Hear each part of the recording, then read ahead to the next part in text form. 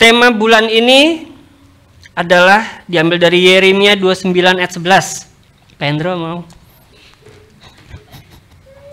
Sebab aku ini mengetahui rancangan-rancangan apa yang ada padaku mengenai kamu. Demikianlah firman Tuhan, yaitu rancangan damai sejahtera dan bukan rancangan kecelakaan, untuk memberikan kepadamu hari depan yang penuh harapan. Kalau sekarang banyak ya di media sosial ya, ngeprank. Ya kan, ngeprank. Jadi sudah direncanakan untuk di-prank ya, tapi Tuhan tidak pernah ngeprank. Tuhan memberikan rancangan yang membawa damai sejahtera. Sekarang kita masuk Mazmur 18 ayat 6. Mazmur 18 ayat 7. Ketika aku dalam kesesakan, aku berseru kepada Tuhan. Kepada Allahku aku berteriak minta tolong. Ia mendengar suaraku dari baitnya, teriak minta tolong kepadaku sampai ke telinganya. Ketika aku dalam kesesakan. Di sini siapa yang pernah merasa sesak? Selain asam lambung. Hah? Ya. Kalau asam lambung biasanya sesak ya.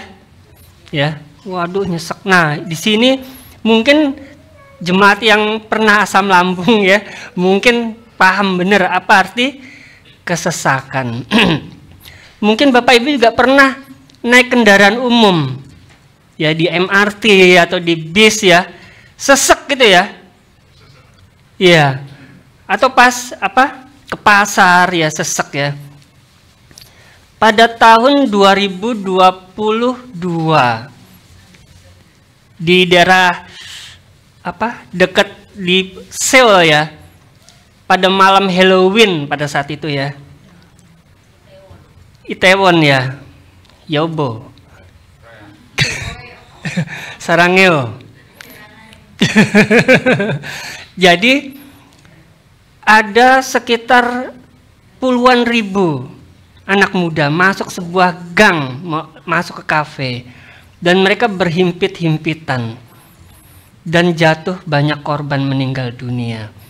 Itu kesesakan bisa membuat jatuh korban. Saya pernah sama istri saya, kita di masa-masa kesesakan, terhimpit. Tahu gak rasanya?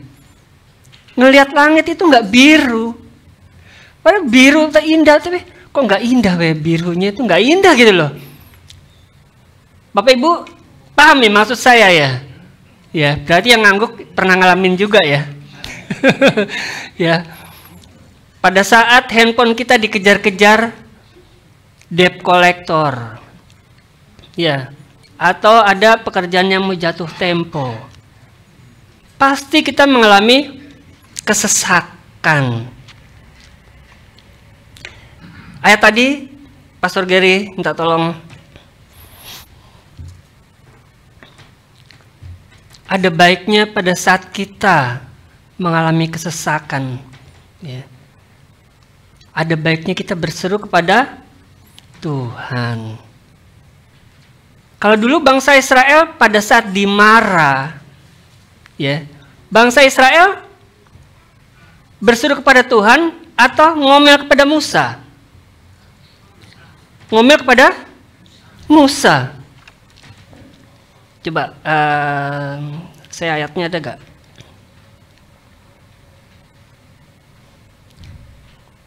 Keluaran 15 ayat 23. Pastor Gary minta tolong. Sampailah mereka kemarah, tetapi mereka tidak dapat meminum air yang dimarah itu. Karena apa? Pahit.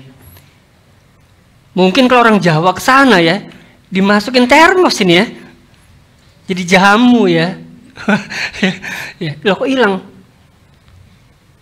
Nah, karena pahit rasanya, itulah sebabnya dinamai orang tempat itu marah. Nextnya, Pastor Gary. Sikap bangsa Israel adalah bersungut-sungut Dalam bahasa literalnya ngomel. Ya. Itu bangsa Israel sikapnya ngomel. Jika kita sedang dalam kesesakan, apa yang akan kita perbuat? Ngomel ke sesama, ngomel ke pasangan, ke anak-anak, ke orang tua, ya. Atau sikap yang kedua, yang nextnya lagi, Pastor Gary.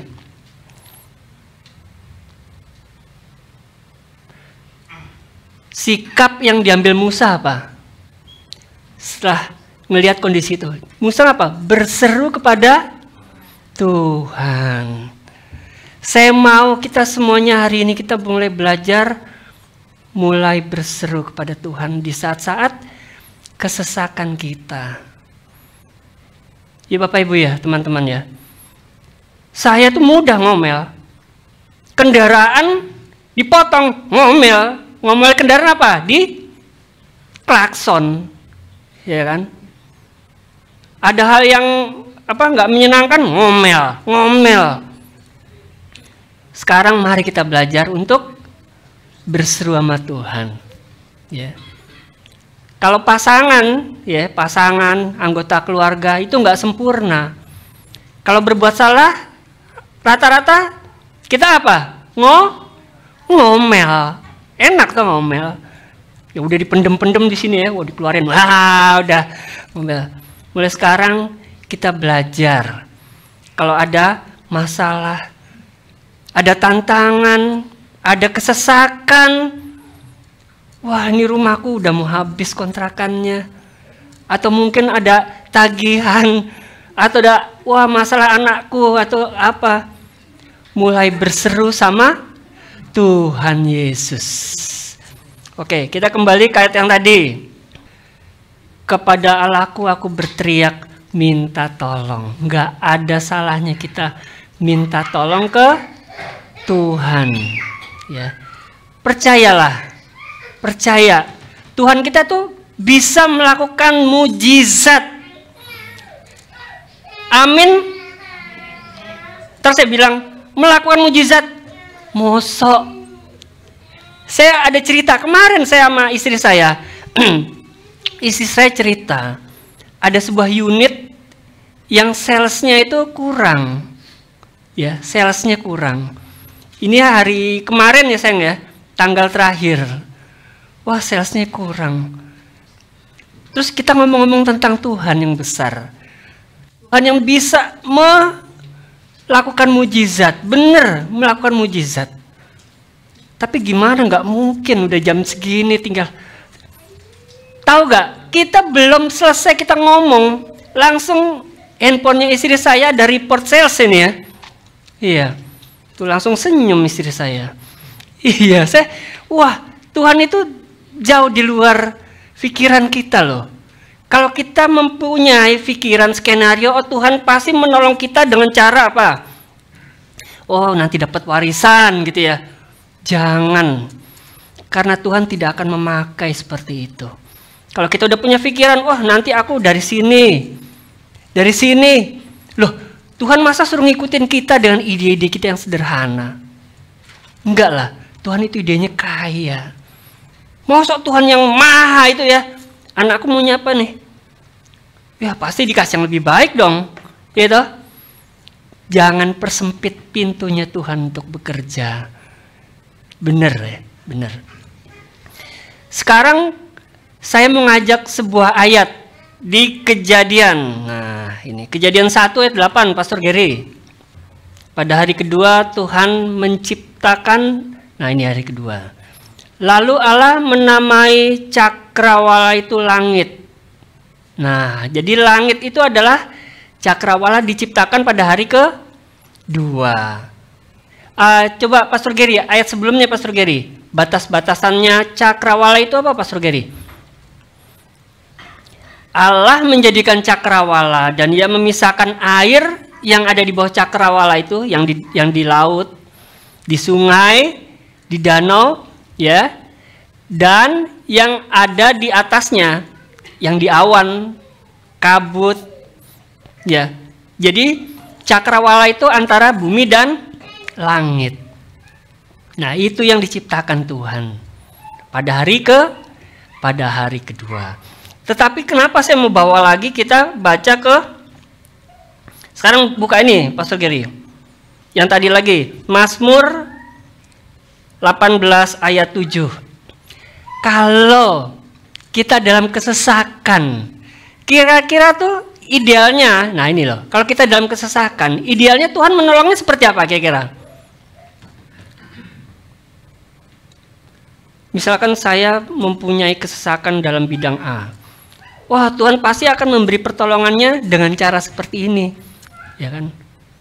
Nah, itu kan skenario saya. Kalau betul ya seperti biasa, Tuhan kita bisa ditebak reaksinya. Tetapi apa yang Tuhan lakukan ketika kita berseru minta tolong? Dia akan melakukan jauh lebih dahsyat.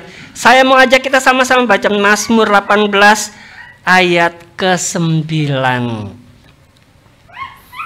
Setelah kita berseru minta tolong. Ayat 10-nya Pastor Gary. Apa yang Tuhan lakukan? Tuhan menekuk langit. Lalu turun, kekelaman ada di bawah kakinya. Tuhan menekuk langit. Tahu artinya enggak Bapak Ibu? Sorga dan bumi itu diperpendek. Tuhan dan Anda itu loh sangat dekat menyentuh. Karena Tuhan memaksa langit ditekuk. Bapak Ibu pernah menekuk kertas ya? Seperti itulah Tuhan menekuk langit. Karena Tuhan itu enggak mau banyak cincong. Seperti ini. Tuhan langsung lekuk aja langitnya. Surga datang ke rumah tanggamu. Surga datang ke pernikahanmu. Surga datang ke karir pekerjaanmu. Ajaib ya Tuhan itu ya. Saya tuh nggak ada pikiran ya. Kalau kita begitu berseru, paling Tuhan turun dengan, ternyata Tuhan itu caranya banyak. Bahkan dia mampu menekuk langit. Menjadikan Tuhan langsung datang ke rumah tangga saya, ke rumah tangga kita semuanya. Saya mau Bapak Ibu mengalami ini semuanya. Syaratnya apa? Syaratnya jangan takut. Apa Bapak Ibu? Jangan takut. Kenapa sih Tuhan nyuruh jangan takut? Kira-kira kenapa? Kira-kira Pak Butata, kenapa Tuhan bilang jangan takut? Kak Yohana, kenapa Tuhan bilang jangan takut? Nah, karena Tuhan beserta.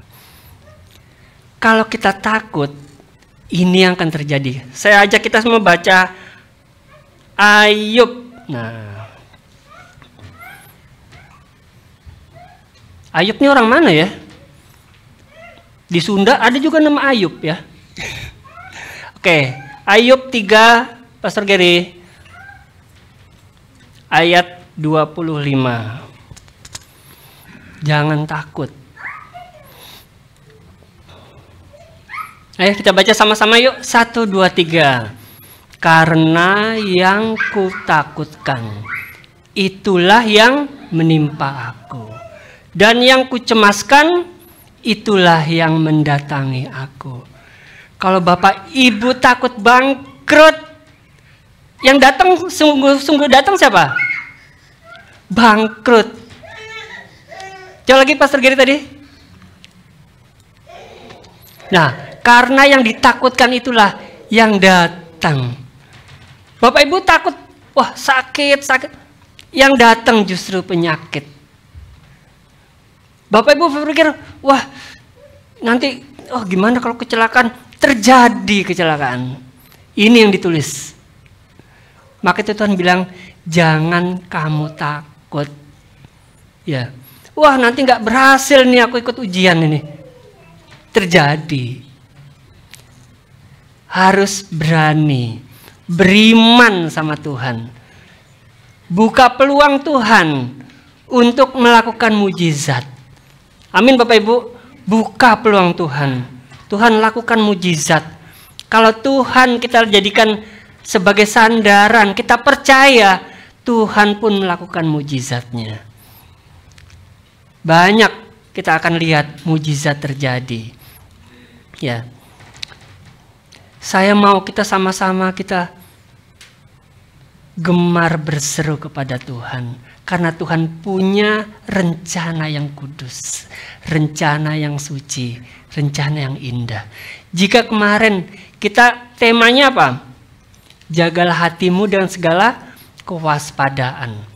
Ada baiknya berseru-seru kepada Tuhan itu adalah sebuah bentuk kewaspadaan, adalah bentuk ketekunan. Jadikan itu gaya hidup kita.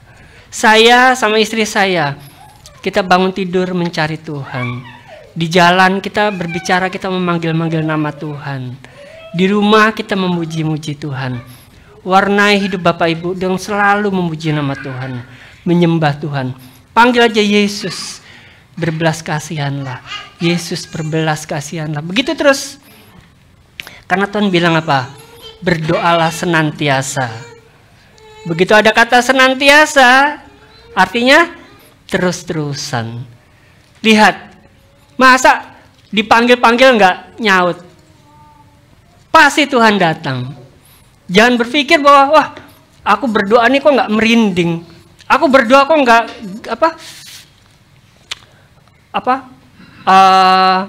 wah, badanku lebih kenceng. Wah, kalau lebih kenceng goyang berarti lebih hadirat Tuhan, ya kan? Atau lebih gede-gedek gitu ya. Gede-gedek, wah makin gede-gedek makin hadirat Tuhan. Ya.